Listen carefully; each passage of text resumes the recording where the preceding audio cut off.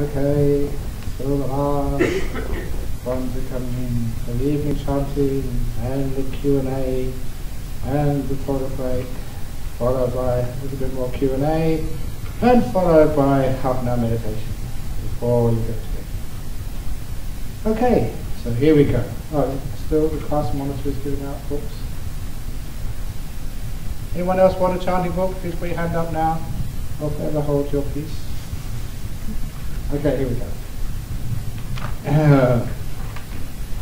Remember, what do we do first of all?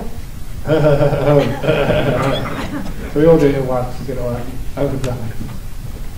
Aham Sama Sambuddho Bhagava Buddhaṃ Bhagavantaṃ Abhivademi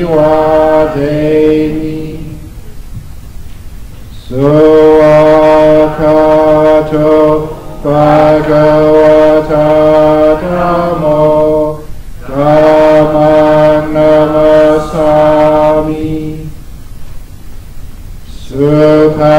Supatipanno Bhagavato Sāvaka Sangho Sangham Namami Namo Tassa Bhagavato Arahato Sama Sambuddhassa Namo Tassa Bhagavato Arahato Sama Sambuddhassa Namo Tassa Bhagavato Arahato Sama Sambuddhassa Buddhaṃ Saranam Gacchami Dhammam Saranam Gacchami Sangham Saranam Gacchami Dutiyampi Buddhaṃ Saranam Gacchami Dutiyampi Dhammam Saranam Gacchami Dutiyampi Sangham Saranam Gacchami Tatiyampi Buddhaṃ Saranam Gacchami Tatiyampi Dhammam Saranam Gacchami Tatiyampi Sangham Saranam Gacchami Iti piso Bhagava Araham Sama Sambuddho Vijacharana Sampanno Sugato Lokavidu Anuttaro Purissa Dhammasarati Satate Vamanusana Buddho Bhagavati Sāvakato Bhagavata Dhammo Sanditiko Akaliko Ehipasiko Opanayiko Pachata Veditapo Vinyuhiti Supatipanno Bhagavato Sāvaka Sangho Ujjupatipanno Bhagavato Sāvaka Sangho Yayapatipanno Bhagavato Sāvaka Sangho Samikipatipanno Bhagavato Sāvaka Sangho Yatidang Chatari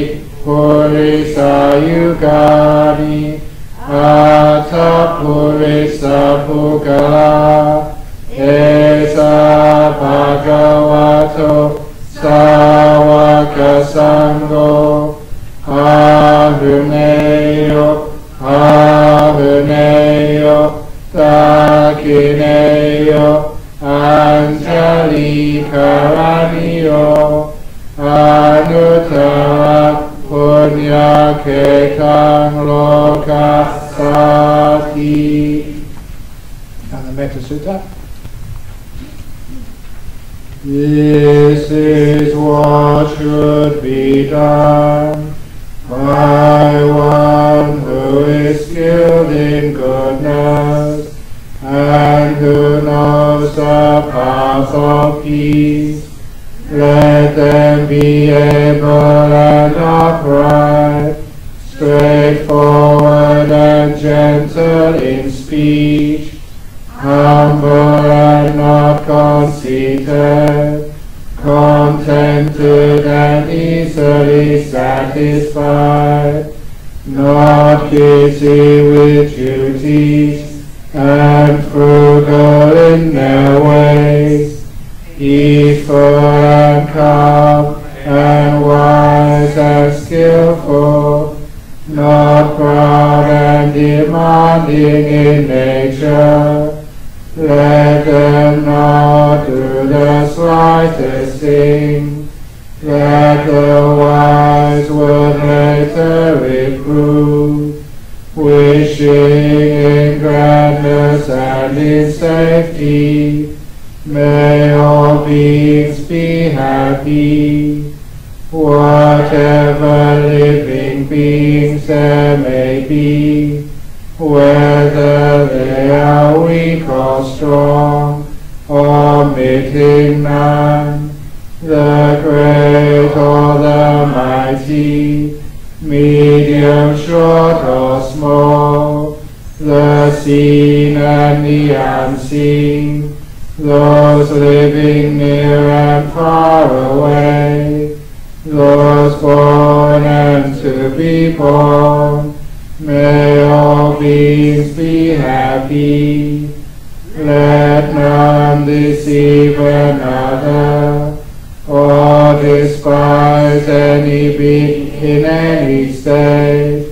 Let none through anger or ill will wish harm upon another, even as a mother protects with her life her child, her only child, so with a boundless heart should one cherish all living beings, radiating kindness over the entire world, spreading upwards to the sky and downwards to the depths, upwards and unbounded, free from hatred and ill will, whether standing or walking, seated or lying down, free from drowsiness. One should sustain this recollection.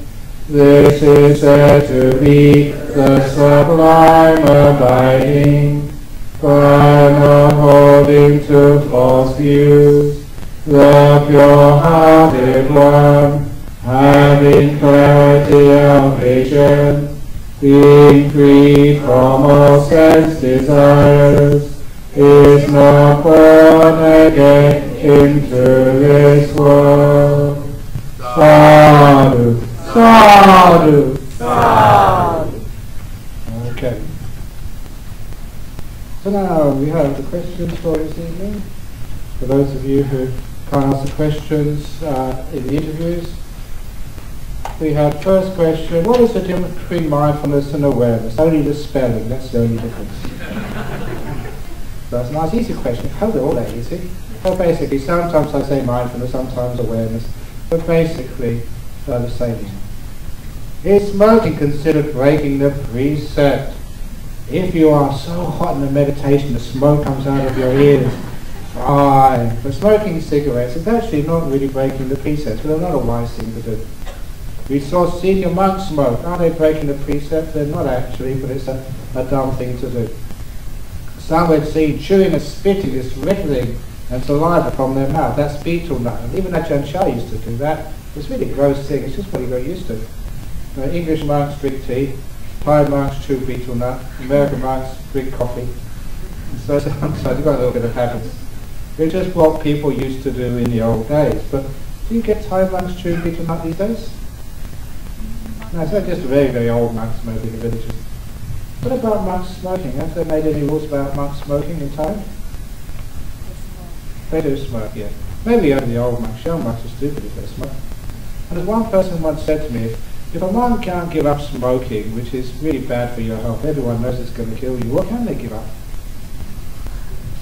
So, and read things further down their mouth, and behaviour were kind of unrefined when we visited them in their monastery. Did you go monastery visiting today? You don't need to go monastery visiting. You've got a monk already here, you've got a Buddha statue. There's a monastery in the hotel. It's actually interesting that though, because sometimes, I work really hard trying to spread Buddhism and trying to inspire people. And so, I work very hard, but sometimes all your efforts get undermined by one or two monks who misbehave. Anyway, Venerable Sir, I'm able to keep awareness of my breath for a long time. When I'm challenged by distractions or interesting thoughts, I can keep awareness by taking deep breaths. Stop the thoughts. Am I doing it correctly? But I don't seem to see any useful progress. Come on, that's progress already. You'll be able to watch your breath for long periods of time. And if there's any distractions, you found a skillful means, taking a deep breath, and you drop the thoughts. If it's working, well done. Congratulations. Keep on going. Remember what I said, just be content. Oh, this is wonderful, you got so far. If you want to be somewhere else, when you just you're watching the breath and you want to be in the beautiful breath, that's called craving, and you spoiled everything. So wherever you are, just be happy where you go. So wow, this is so wonderful. I can keep awareness of the breath for a long time. Wonderful, that's enough, don't ask for anything else. That's more than enough progress on this retreat. So don't try any better, just that's good enough. Then you get the limits. If you're saying, okay, good enough, where are the limiters? Ajahn Brahm says, if I say good enough, the limiters will come. That's just another trick because you still want them. So remember, just be content. Your job is to be still. Still as you possibly can. So when you're just watching the breath, just watching the breath. Watching the breath go in. Watching the breath go out. Peaceful, happy, content little meditator. Then limiters come. So that's all you need to do. Build a house of contentment and limiters come in. If you go outside the door and try and drag them in, come in here, they will never come. So you just make your mind a very beautiful, peaceful place. And then the limiters will come. Occasionally my body and my hair can shake while meditating. Yeah, rock and roll. Maybe because you're thinking of Jimi Hendrix or Elvis Presley. Rock and roll. I don't know what's going on in your head, but anyway. But it's usually the case, it's just natural, just the body energies are making you shake. But even at home it happens sometimes. However, since there's a lot of people here, when it shakes I quickly stop it. Is this okay? No, it's not. I hereby order you to shake as much as you possibly can. Don't worry about other people in this room. They've got their eyes closed, so they can't see you, in theory. And those actually who are in the room when you do your shaking, they're probably half asleep anyway, so they still won't notice. So just you rock and roll and just have it happen and just don't worry about other people say or think about you. So no, please, just let it be. Don't worry about what other people think about you.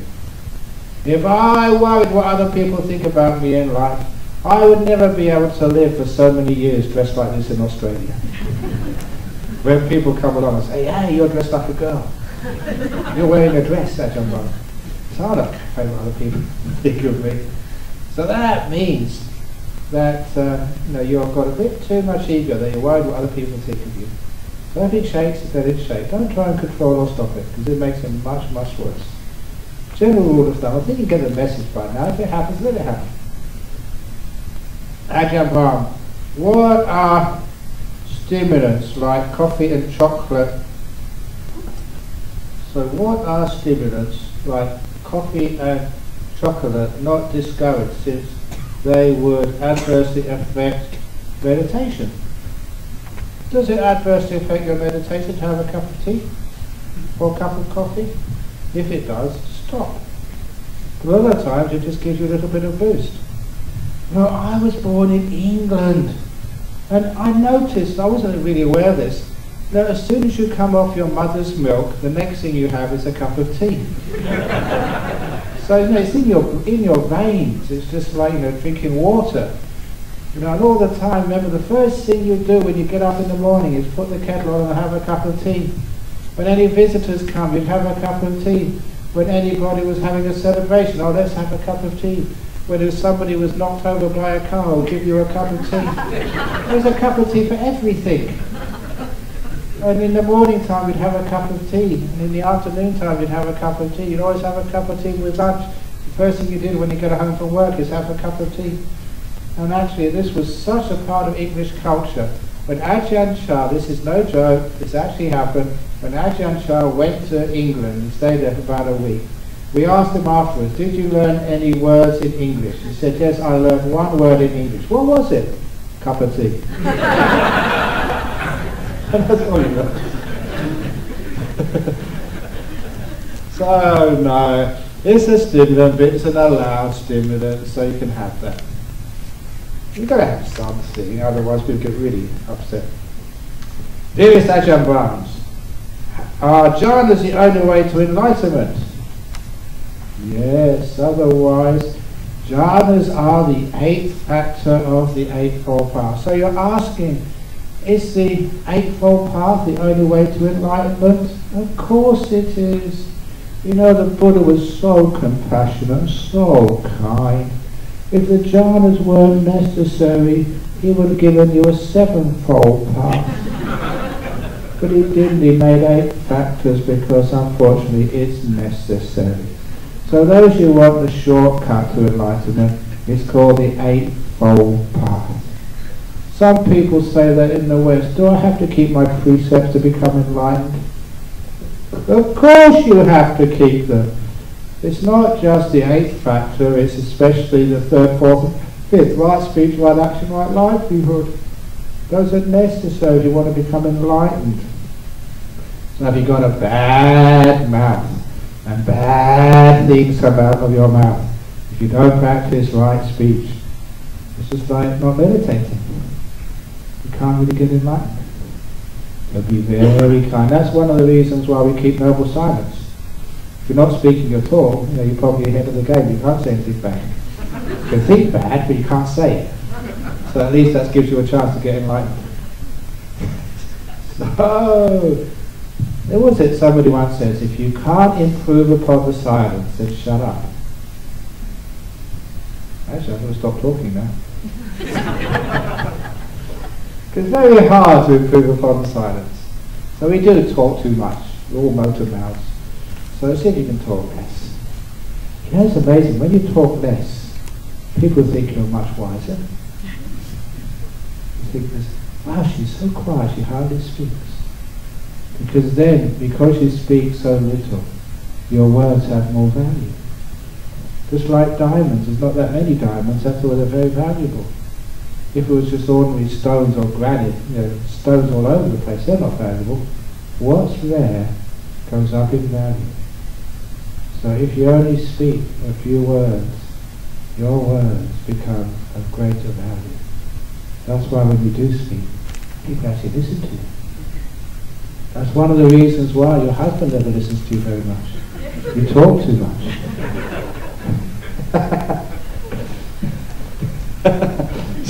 He does too, so it's perfect. So if you only talk every now and again, that is when you look to be wise. That's that one. But actually for jhanas, yes, you do need the jhanas to become enlightened. The clearest statement of the Buddha for that is in the Mahamalukya Sutra number 64 of the Majjhima Nikaya, where the Buddha gave a simile. He said, it is impossible to get to be like a non-return. Who's just talking about non-return? It's impossible to be a non-returner or an arahat without jhanas. Just like it's impossible to get to the heartwood of a tree without going through the bark and sapwood. That's the only way you can get to the heartwood of a tree. By going through the bark and the sapwood, then you reach the pith, the heartwood. But just like getting to enlightenment, you can only do that by going through the jhanas. And that's why jhanas, when people actually read it, they think, wow, that's one of the reasons why people never got enlightened or don't get enlightened enough, because they don't do the jhanas. And that's why I teach the jhanas, so that more people get enlightened. Hi Ajahn Brahm. In 2010, when I was on a meditation retreat in Bali at Vihara Meditation Center, I met my breath. I just know it, it is my breath. It was smiling at the top corner of the door. I had a feeling of joy, happiness and bliss arose in my heart. It was so good. The meeting lasted a few seconds, but I realized later I'd been sitting for 2 hours. Please let me know, what is this? The master of the retreat did not say much. I did not meet my breath since, but my breath is stronger and more obvious since. I noticed that the conditions were there to make it possible. As what you said, I was totally letting go of my body and mind. And the atmosphere of the center gave me a sense of stillness and peacefulness. Can I meet my breath again? I had tried, but not so good. Was it a stroke of luck? I should be just thankful and do not ask for more. What do you think? Let me know whether I should stop searching. Okay? Now I'm not quite sure what you mean by I met my breath in capital letters over here, and it was smiling at the top corner of the door. Usually my breath is somewhere in my body somewhere. But it's obviously she doesn't mean the ordinary breath. I'm not quite sure whether she meant just the reflection of herself, or whether it was a nimitta, more likely to be a nimitta externalized on a door. Because that seems to be the obvious explanation over there. When you were meditating, you got joy, happiness and bliss, you were very peaceful, you really let go, you meditated for a long period of time, and this image appeared in your mind. That is like a nimitta experience. And you interpret it as a breath, and interpret it as being on top corner of a door.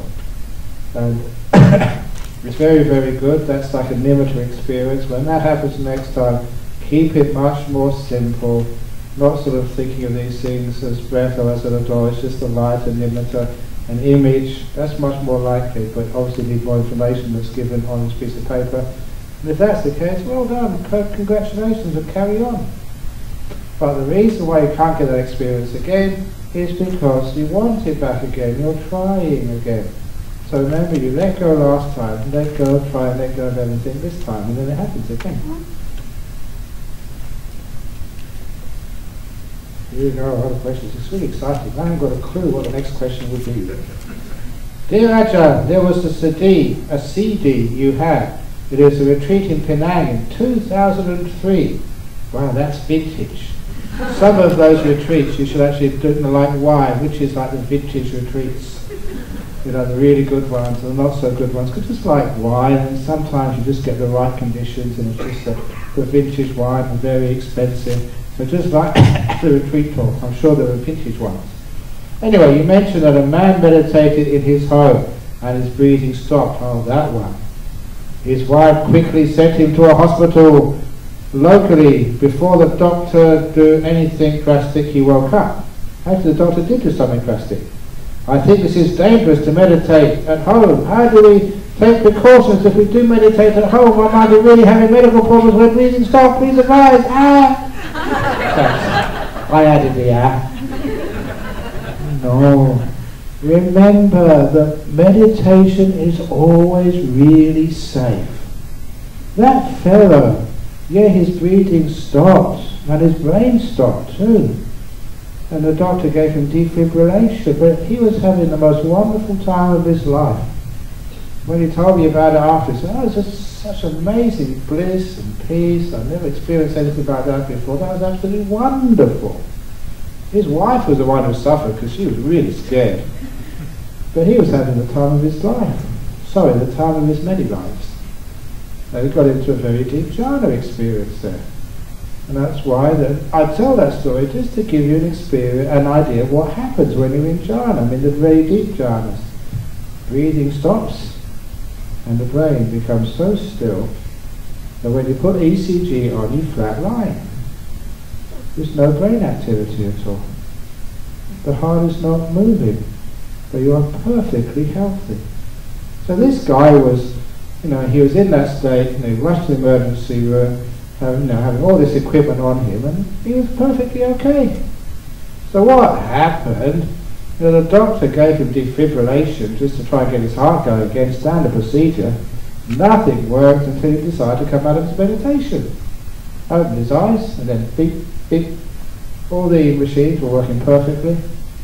Gave him a check over, nothing wrong with it, perfectly healthy, so he walked home.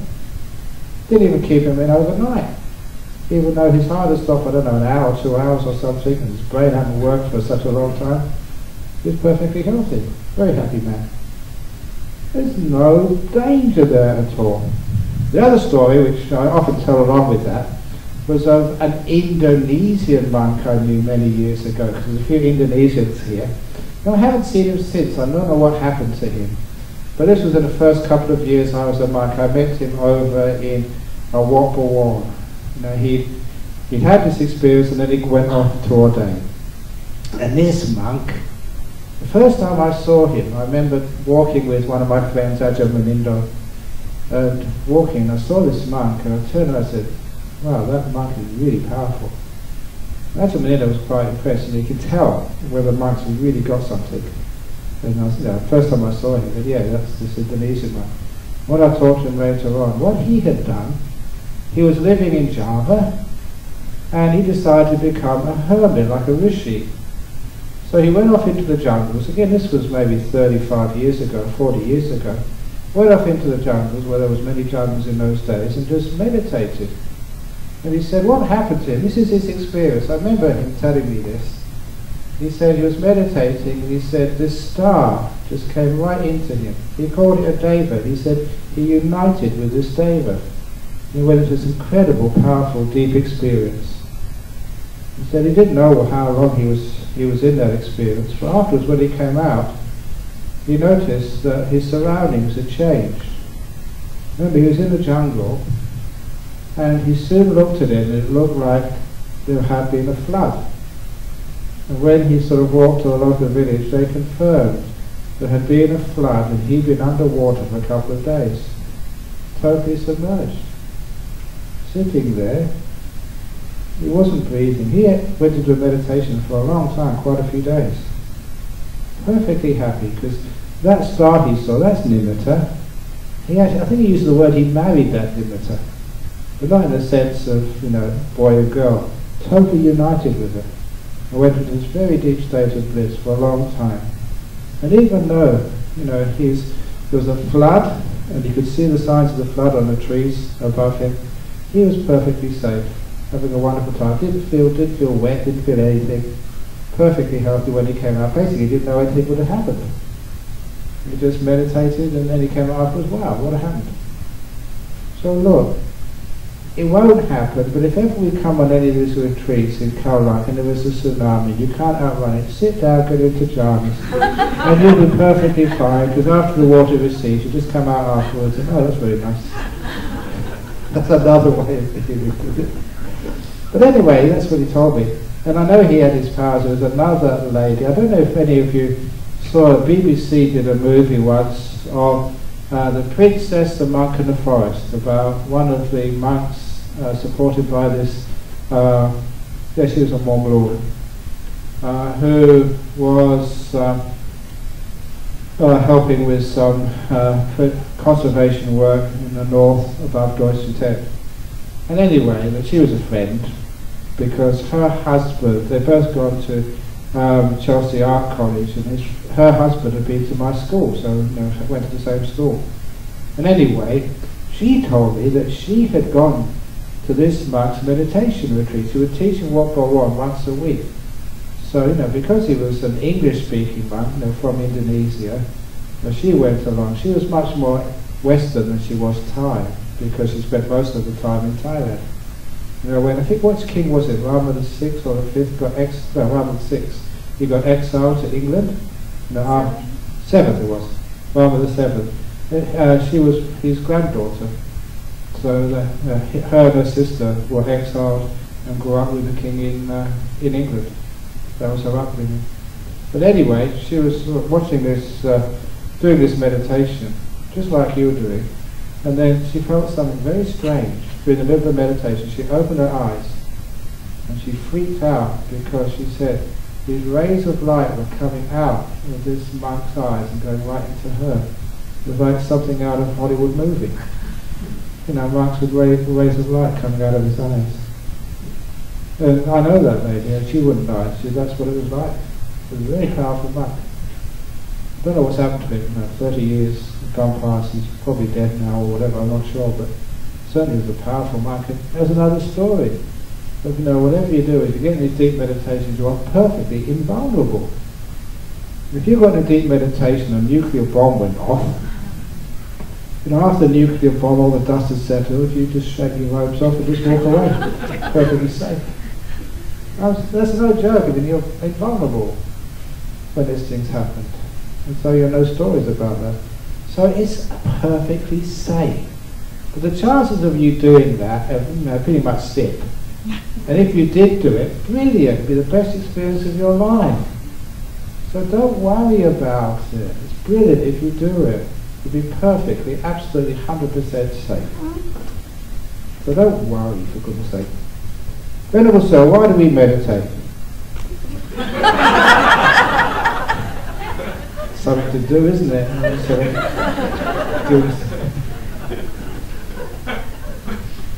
Once, what time was this? So maybe about 1978 or something.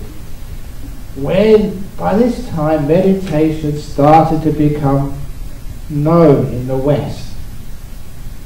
So, Sweden, a very advanced government, decided to do some research on meditation. This was 1978, 34 years ago.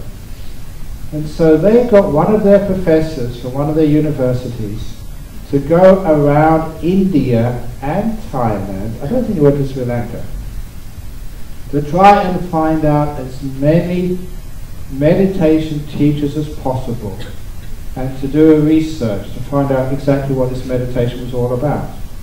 So being a university scholar, he worked out the same questions he would ask all these gurus and masters he could find.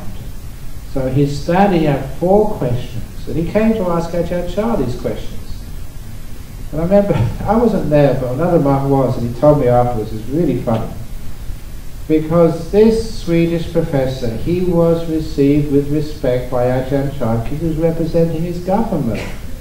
So Ajahn Chah said, what do you want? And he said, I'm doing this research on meditation. I've already been through India asking these meditation teachers the same question. Now I'm asking it of you. He had to work through a translator. The 4 questions were, what is meditation? Why do we meditate? How do you meditate? And what do you get out of meditation? And at that, Ajahn Chah asked for a piece of paper. And as soon as he asked for a piece of paper and a pencil, we knew he was up to one of his tricks again. So he doesn't do that. And so he wrote down his answers on a piece of paper, gave it to the translator, and as usual, it took about 5 or 10 minutes for the translator to stop laughing before he could give the answer. And so the translator said in English, Professor, the answer to your question, why do we meditate? And his answer is, why do we eat? And the second question, how do you meditate? The Venerable Ajahn Chah's answer to how do you meditate is how do you eat? The third question is what is meditation? His answer is what is eating? And the answer to the last question, what do you get out of meditating? The Venerable Master's answer is what do you get out of eating? And the professor got very angry. He said, I can't take those answers to my government. And Ajahn Chah said, that's all you're getting. And he stood his ground. But, It was funny. Because it was funny, you remembered it. But it wasn't just funny, that was really profound. Now, why do you meditate? Why do you eat? For two reasons. It's fun. That's actually probably the main reason why many of you eat. It's fun. Meditation is fun too. And it's also, if you don't eat, you get very weak. Your body gets sick. If you don't meditate, your heart gets sick. It's food for the heart. See, many of you got that book in front of you, Food for the Heart, and that's where it comes from. You know, meditation is food for the heart. If you don't meditate, you feel weak, spiritually sick, which means you get angry, you get upset, you get, you want to sort of escape by going shopping and all sorts of other stuff, spending all your money on stupid things you don't really need, and then giving them to me who can't even take them. So that's, when you have food for the heart, you don't do stupid things. But that's actually why we meditate. Why do we eat? For our spiritual happiness, but also for fun. So, is it to get panya, which is wisdom? Why? Because wisdom is an essential requirement for enlightenment. But I am unlikely to achieve that in this lifetime. Oh, that's great. If you think you're unlikely to achieve enlightenment, it means you're actually increasing your odds. If you don't try, you're more likely to get in life. If you're really trying for it, then no way. Here's another reason for me to meditate and to obtain jhanas. Please forgive my instance. I am bothered by this question. I need help. No. You do that because basically, remember, it's just a natural thing for the mind to do, to be still. So why does the leaf stop moving? That's you're asking, why do we meditate? Because when you stop doing things, you let go, you relax. And that's when meditation happens. When you're always doing things, always active, that's the opposite. That's called life, that's craving, creating things, working, busyness. When you stop, that's called meditation. That's why you meditate. You've got no choice really. After a while you're fed up with all this running around and doing things and trying to get things. After a while you just stop. That's called meditation. And of course wisdom comes, enlightenment comes, but you just do it because you've got really not much choice. I am a beginner in meditation. Today I have experienced a white light shine in me, and it kept keep expanding, and I have palpitations. Is this imaginary, or am I at the right path of meditating? If I'm at the right path, how should I proceed from here? You don't proceed from there. Stay where you are. Don't move. Enlightenment is coming. Jhanas are about to come in, but if you move, they won't come out. Imagine your Ajahn Brahm sitting by the still forest pool, and the jhanas are about to come. They're coming. They're about to emerge. Here they come. Yeah! And they go back again. So just shut up and just be still and let all these things happen. So that's good. You saw a white light shine, they kept expanding, brilliant, you have palpitations. That is to be expected when you first get into these things. You get excited. So next time, don't get excited. And it's only enlightenment, it's only jhanas, it's only the bliss better than sex. So here we go again. Just more bliss, more ecstasy. Here we go. Be quiet, be still, don't palpitate. Otherwise the jhanas won't come. I had a friend, he's married to a Thai girl, and he's a photographer. For one of the Perth papers, and now there's nothing much happens in Perth usually, but some years ago, there was this pop star called Kylie Minogue. She's probably very, very famous. And she had a breakdown, so she cancelled a concert or two. And she disappeared to take a rest. And there was a rumour going around that she was hiding in Cable Beach Resort in Broome in Western Australia. It was only a rumour, but the paper sent him up to Broome just in case. And because he's a friend, he told me he couldn't just go to the hotel and say, "Can I see Kylie Minogue?" If she was there, she'd be protected. So instead, he went over the fence with his cameras and he crept through the bushes, just like a paparazzi. He was the only one there, and he crept through the bushes and he peered through and he saw her. It was true, she was there. Click, click, click, click. He got the photos, he got the next plane back, he got the scoop. He said, that was the most amazing day of his photographic life. I mean, it's not really fair on Kylie Minogue, she was trying to get a break. But he got the scoop and went worldwide. Yes, Kylie had been spotted in Cable Beach Resort. But he told me that when he was creeping through the bushes, he was remembering the story of Ajahn Brahm in the still forest pool. Make a sound, and Kylie would spot you. And she'd run into a room and hide, and you wouldn't get a picture of a lifetime for a cameraman. But remembering that story, the still forest pool, you could walk very slowly, very carefully, click, and get the picture. That's just like you. You're walking through meditation, and the nimitta comes up. Click. You've got the picture of nimittas. Wow, what a scoop. So that's what he did. And he was very, very pleased. It's the only thing that ever happened to him in his whole life. You know, it's very boring, you know, being a photographer in a cheap newspaper in Australia, but he got this amazing photograph.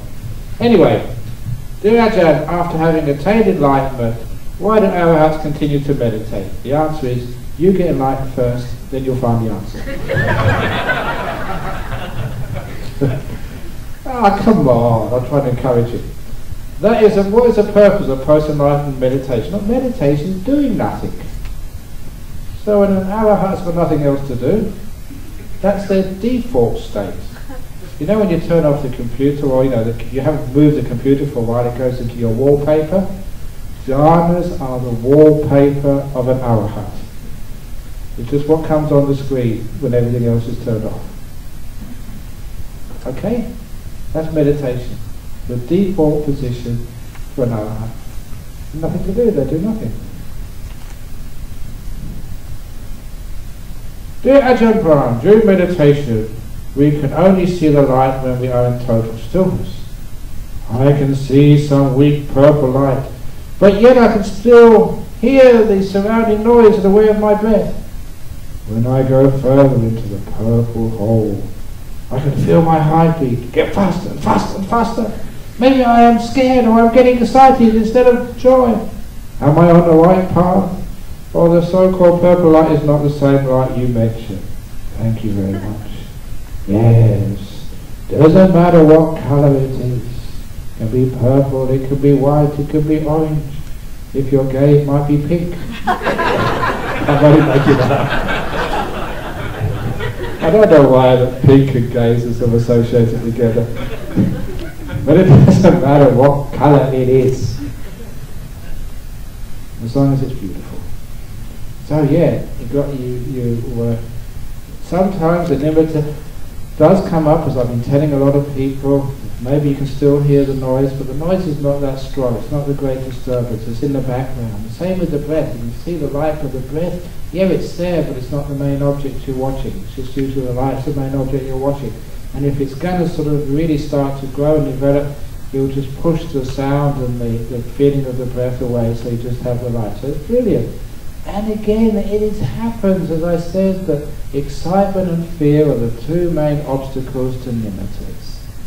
If you want to read about that, you can read about that in the Upakalesa Sutta. I think that's number 108 or 120 or somewhere around there, in the Majjhima Nikaya, where the Buddha gave a whole sutta, whole teaching about the obstacles to nimittas.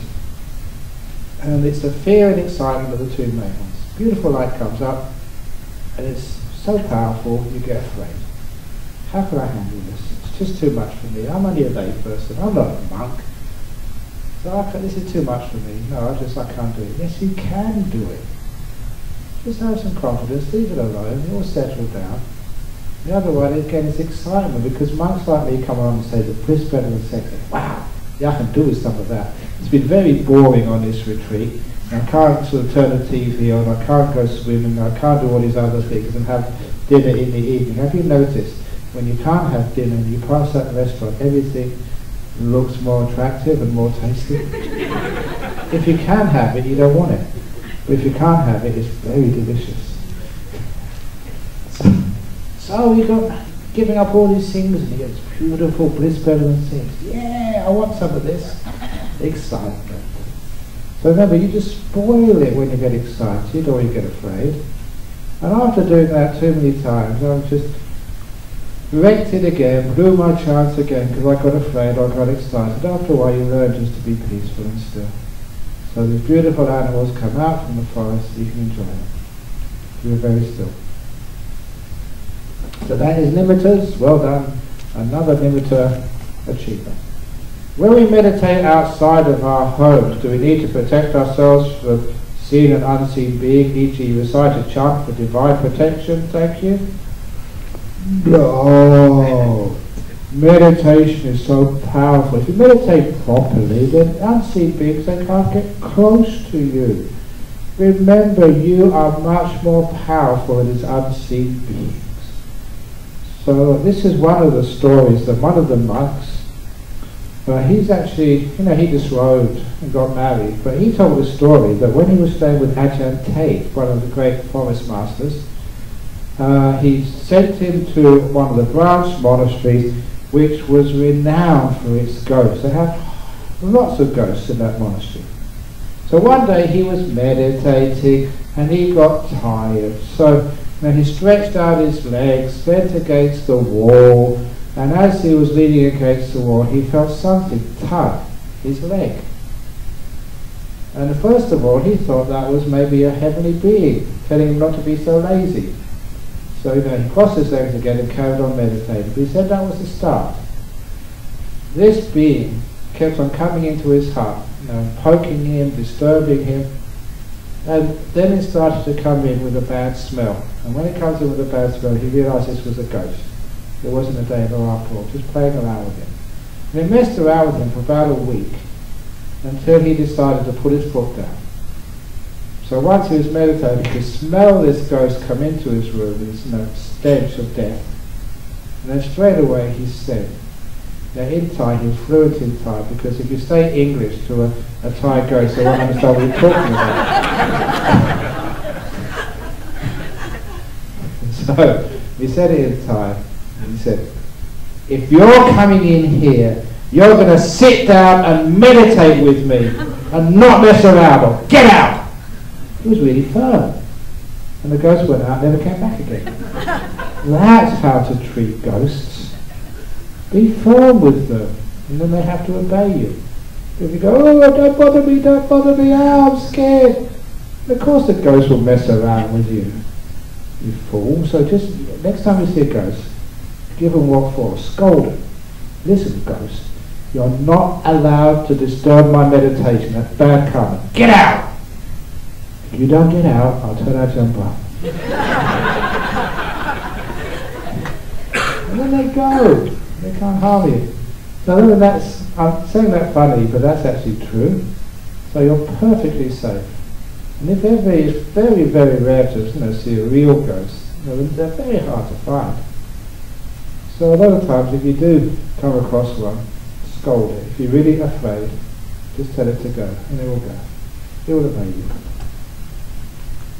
So you don't have to be afraid. And if in meditation, ghosts can't get near you. They know you. This guy or this girl's got power. Dear Ajahn Brahm, thanks for the enlightenment. I'll always remember what you had said. No matter how rich or knowledgeable we are, we must always have the wisdom to do what we are supposed to do. With heartfelt thanks. It's very nice, not a question. I always like lots of praise.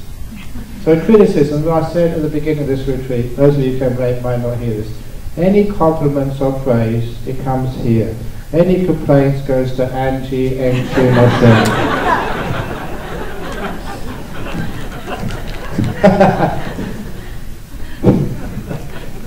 That's the way to run a business. Dear Ajahn, does meditation help to lower blood pressure? Yeah, it does. It seems to work, as I tried it myself many times.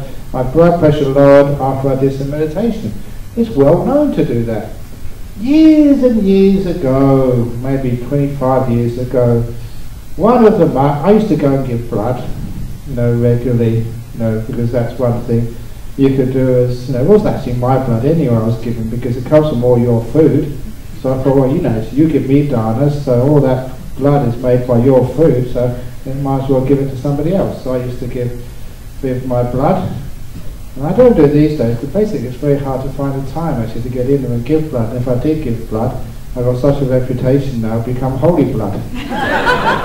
And people would be fighting to get it. I was actually... my dentist, Jake Mitra, he used to be president of the Buddhist Fellowship a long time ago.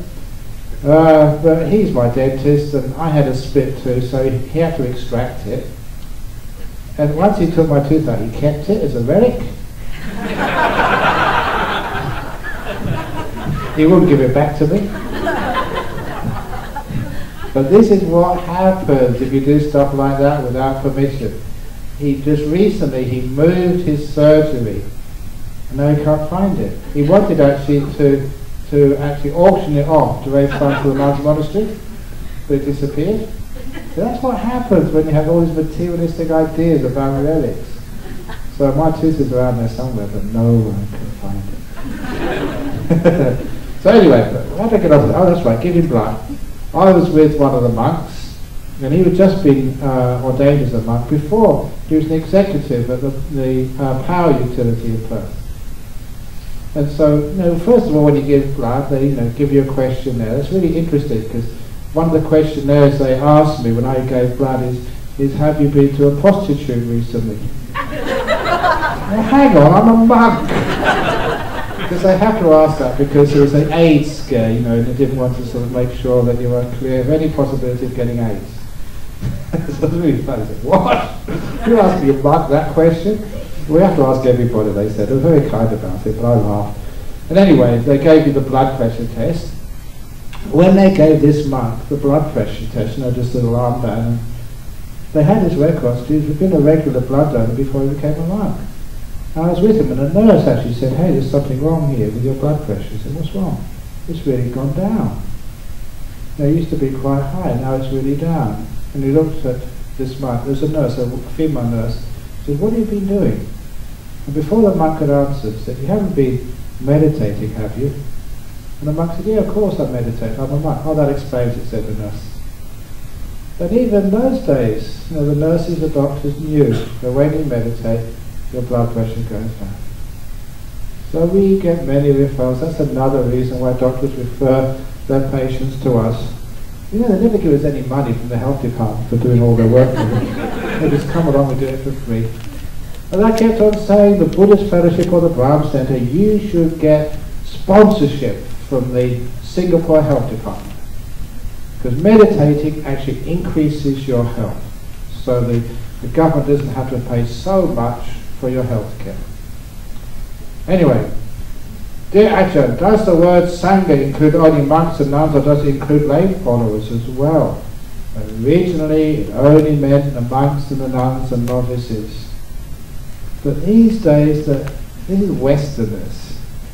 Westerners are really naughty, cheeky, and they just extend that to their group of people, of followers, and they call themselves a Sangha. But that is not the meaning of the word in Buddhism. The Sangha means monks and nuns, ordained people. So it's fine if you want to call yourself Sangha, but shave your hair and put on some brown robes and ordain first of all. Otherwise, there's no difference between people. Sangha can be anybody there, anybody who sits down to meditate. But that's not the Sangha as taught by the Buddha. Which is why read those suttas and you'll find every time somebody went for refuge because they were inspired by some teachings of the Buddha or the bhikkhunis or the bhikkhus. Sometimes the nuns were great teachers and they inspired many people. Then the person would say, please take me as a follower for life. I now take refuge in the Buddha, the Dhamma. And then they said the Sangha, they said either the Bhikkhu Sangha or the Bhikkhuni Sangha. They always had Bhikkhu Sangha. I go for refuge in the Buddha, Dhamma and Bhikkhu Sangha. I go for refuge in the Buddha, the Dhamma and the Bhikkhuni Sangha if they were inspired by a nun. And that's what actually you see, that's what you read. So the three refuges are always Buddha, Dhamma and Bhikkhu Sangha or Bhikkhuni Sangha. So that's the Sangha we need. Dear Ajahn Brahm, could you guide us through metta meditation? The answer is, I can. I can, but I'm not going to do it tonight. Maybe later on. I usually actually do that at the end of the retreats. That's just some of the things I do. So, that is coming. If you behave and are good, then I will teach you metta meditation. The reward, the last day. I tried after reading in Happiness Through Meditation, it gave me such great joy and bliss. However, I can't seem to sustain metta meditation for more than 30 minutes. I run over imagery and visualization. How do I sustain metta meditation? Thank you for your kindness and wisdom. Now, one of the reasons I don't do that all the time is because I'm lazy. It takes a lot of work to keep on repeating this again and again and again. So, you can get it on tape. You can get it on your iPod. You can get it on apps. So you can download it to give me a break. So it's there on the website. Have you got it? Why have you got on the BF website? Have you got such talks and like metta meditations on the BF website? Body speaking. Get a metta meditation as well. You can download it from the BSWA website. There's no sort of copyright there. So just download it because it's a nice one to. What you can do, you can record it and get sort of some iPad or whatever, or your mobile phone. You can just play it to yourself. So it means when you really want to do a metta meditation or a guided meditation, you just put your machine down and play it to yourself. Close your eyes. And it's just like having me there with you, or another mic doing it for you. It really helps. So you can have guided meditation wherever you go. So the reason you can't sustain it for more than 30 minutes, again, because that's usually because my guided meditation only lasts for 30 minutes. So from that time you have to do it by yourself. But the way it actually works is that once it's generated, through all these words and visualizations, once you've got the metta, its meaning, then it's self-generating. You actually feel the metta. It's an emotion which is self-sustaining because it's really peaceful and joyful and happy. But if anything which is really joyful and happy, it's very easy to keep it going. But you feel this metta, you just build it up and build it up. And it's not that hard for metta to get, there's incredibly powerful nimittas. Because it's metta, it has a lot of happiness and a lot of power. If you get a nimitta through metta, that's brilliant. Full of joy, full of joy, full of happiness. And from there you can get into jhana. It's really easy. It's just getting the metta going first of all. It's a hard one, but once it's going, just stay with it. Just enjoy the bliss of that metta. Keep very, very still. And then the metta lasts. It gets more and more bright. Nimittas come up. You get into jhana. Have a great time. Dear Ajahn Brahm, I forgot what the time is. What's the time? 9:05. Okay. Maybe maybe have a toilet break. Yeah, have a toilet break and come back after toilet break for the last of the questions. Because as soon as I started thinking about metta, I thought of your poor bladders and your poor bowels. So out of loving kindness, may your bowels and your bladder be happy and well, free of suffering, free of tension.